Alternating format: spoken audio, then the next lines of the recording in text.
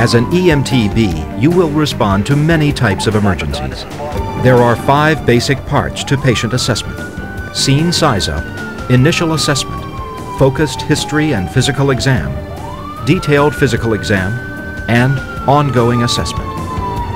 By following this assessment process, you will provide the best possible care for any patient you encounter. You will receive important information from the dispatcher about the emergency. However, do not prejudge the situation. Begin the assessment process when you arrive on the scene. Patient assessment starts with a scene size-up. When you arrive, determine if the emergency scene is safe for you, the patient, and anyone else, even if other trained professionals are already on the scene. Dispatch ambulance 25 is on the scene. I don't smell any gas. Okay, let's go.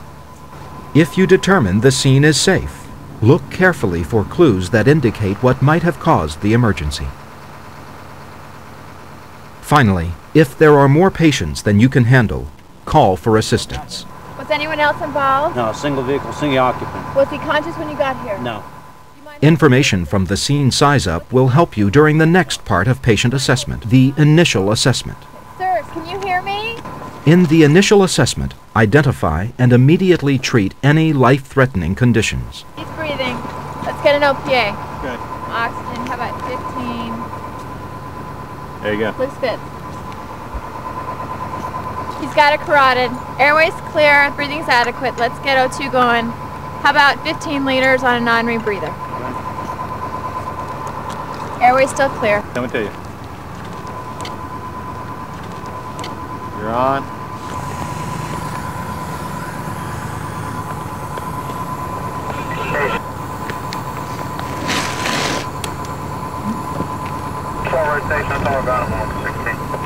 No obvious bleeding. The final part of the initial assessment is to determine any necessary treatment and the priority of patient transport. No obvious blood. Okay. Once you've made an initial assessment, call for additional help if necessary. Dispatch ambulance 25. Go ahead, 25.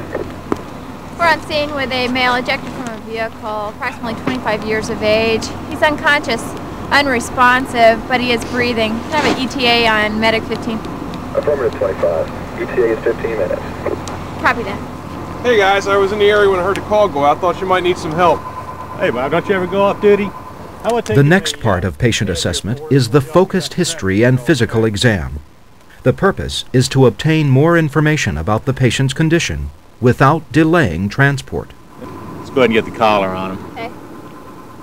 In the focused history and physical exam, interview the patient or any bystanders if possible, do a rapid physical exam, and get baseline vital signs. Contusion on the left side of the chest. Okay. Boobs appear to be intact. I'm going to go ahead with a set of vitals. Okay. Right arm's clear. During this part of patient assessment, focus your efforts only on actions that will stabilize or improve the patient's condition.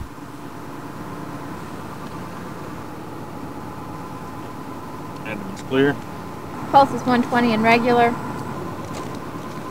Pelvis appears to be intact. Respirations are 20.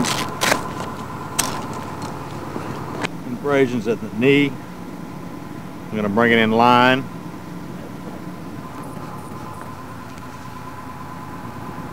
We have weak distal pulses on the left foot.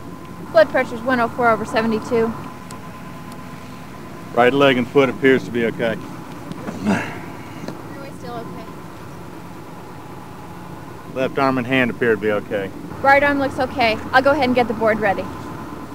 Do not delay transportation to the hospital any longer than absolutely necessary.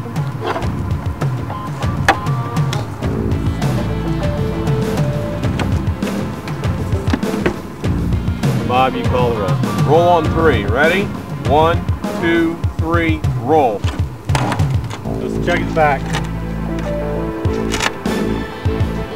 Back's clear. Back on 3. Ready? 1, 2, 3, back.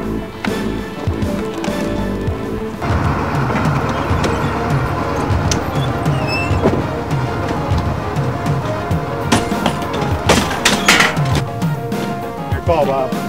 Okay. I'm ready. Cots here. The blanket. Ollie. In every emergency, when moving a patient, be certain not to aggravate the patient's current condition or cause further injury. Strap. Ready? 1, 2, 3. Hup.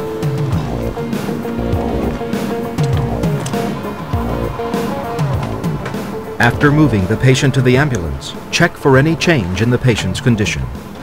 Do a second initial assessment to identify any life-threatening conditions. Sir, can you hear me? He still has an airway. Breathing still adequate. Still has a carotid.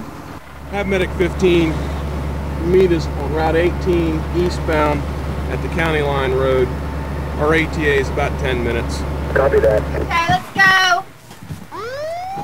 The next part of patient assessment may or may not be done. It depends entirely on the patient's condition and time available.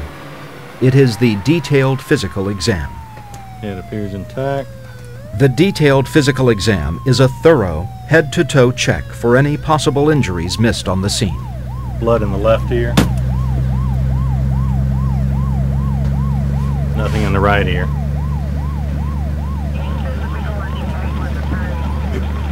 Left pupil's fixed and dilated. Right appears normal.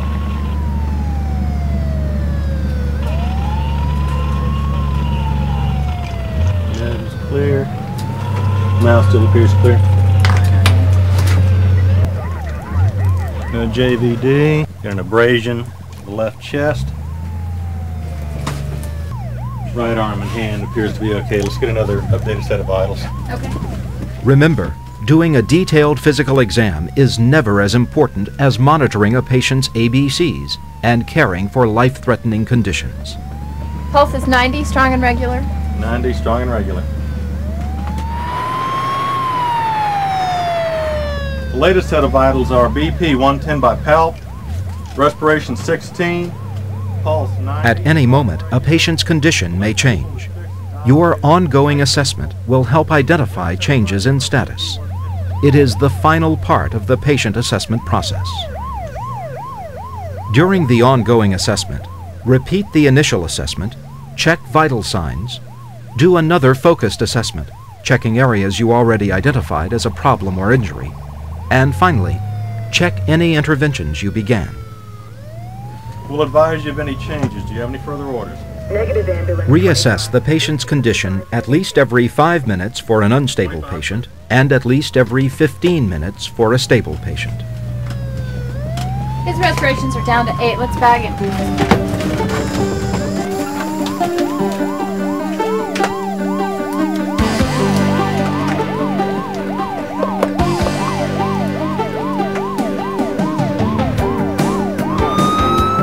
In review, patient assessment begins with a scene size-up. Determine safety and gather a general impression of the emergency. Sir, can you hear me? Scene size-up is followed by an initial assessment. Look for life-threatening conditions and decide how soon to transport the patient. He's breathing. Let's get an OPA. A focused history and physical exam is next. This part of your assessment must be adapted to the patient's condition. Collect a medical history, quickly examine the patient, and get baseline vital signs. Do not delay transport of a patient unnecessarily. Left side of the chest. Mouth still appears clear. En route to the hospital, if life-threatening conditions are under control, you may decide to do a detailed physical exam. It may be necessary only for a seriously injured patient. No JVD. Finally, always provide ongoing assessment of the patient. It will detect a change in the patient's condition. Different patient types may require a modification of the patient assessment process. Medical patients may present different signs and symptoms than trauma patients. A responsive patient can often tell you what's wrong. As an EMT-B, you are responsible for patient care from the moment you arrive on the emergency scene all the way to the hospital emergency department. Your thorough and accurate patient assessment is the most effective tool for ensuring patient survival.